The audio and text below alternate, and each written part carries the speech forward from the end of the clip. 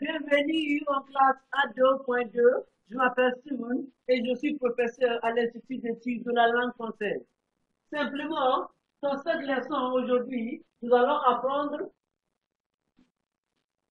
des axes de communication.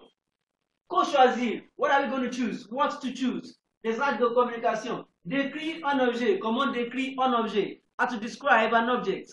Basically, what we have here, we talk about forms. La forme. L'objet a la forme d'un ballon de rugby. That is, object in the form of a rugby ball. So that is just a way to describe. You want to describe something now, and then you want to say, tu as vu la matière, and then somebody says, what is that? Oh, l'objet, ce objet, cet objet.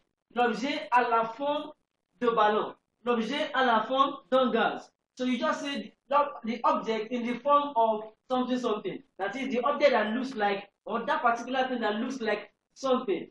So that is how to describe. Et maintenant, nous passons à la matière. La matière, this is matter. So just want to learn a few or some matters. Then probably we need to use them later on. Le métal, bien sûr, that is metal. Le fer, that is iron. Et aussi, le cuivre, that is copper.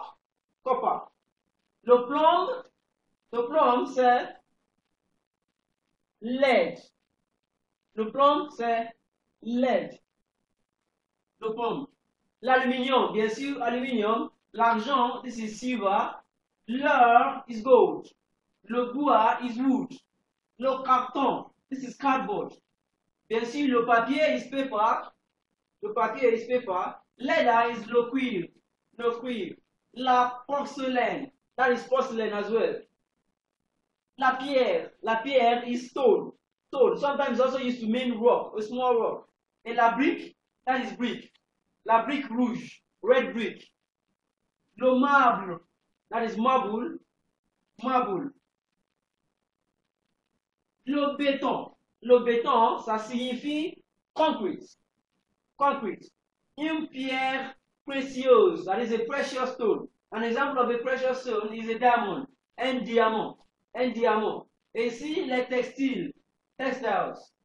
Un tissu, ça veut dire fabrique. The wool, la laine. Le coton, cotton. Le velours, that is velvet, velour. Le velours, that is velvet. We also have une matière synthétique. That is a synthetic material or something that is artificial material. Et finalement, le plastique. So here we look at dimensions. Les dimensions. Nous passons aux dimensions. Long, of course, that's long. Allongé is oblong or elongated. Court, short. Court is short. Large, of course, big. Large, and then we have étroit.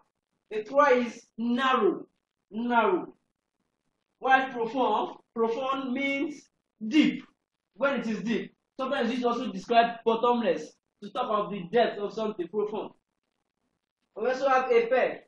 Épais is used to describe thickness. So épais means thick, and then mince is slim. So, for example, la table mesure, that is from the verb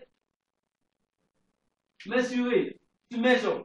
La table mesure or faire. We can also use faire to talk of length, to talk of size, talk of height, and so on. So, la table mesure, the table measures, la table fait 1,50 m, 1.50 meters, 1,50 m de longueur. That is the length. De longueur. 80 cm de largeur, and that is the breadth. Et aussi,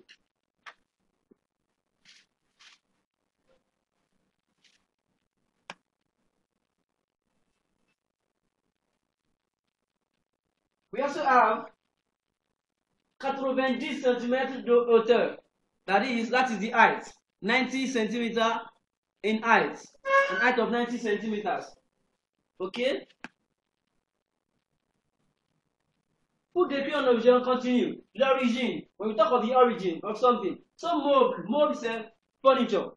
Meuble, c'est-à-dire, ça veut dire furniture. So, meuble vient de la Chine. That is, this furniture is from China.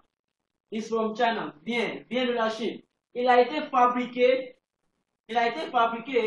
en 1820. Il a été fabriqué en 1820. It was fabricated, it was produced, it was made in 1820. Imagine how old the wood is, the chair is, the furniture is. Now, we also want to talk of state, l'État. So when we, of course, we know État as state. So it's not just state as in geographical location. État is also the state, the physical condition of something. Le bâtiment is building. Le bâtiment est en bon état. Le bâtiment est en bon état. That is, the building is in good condition, is in good state. If it was in a bad condition, we would have said le bâtiment est en mauvais état. Est en mauvais état. If it was a building, we could have said la maison est en bon ou mauvais état. Because of the gender. Bon ou mauvais état. Ok?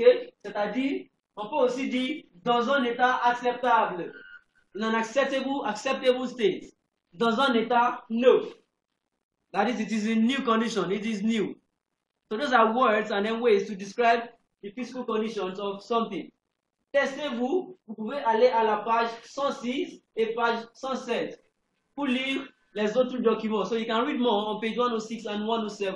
Donc, c'est la fin de cette classe aujourd'hui. J'espère que vous avez bien appris comment décrire un objet, comment décrire quelque chose. Donc, dans la classe prochaine, on se verra. Merci beaucoup et bonne journée.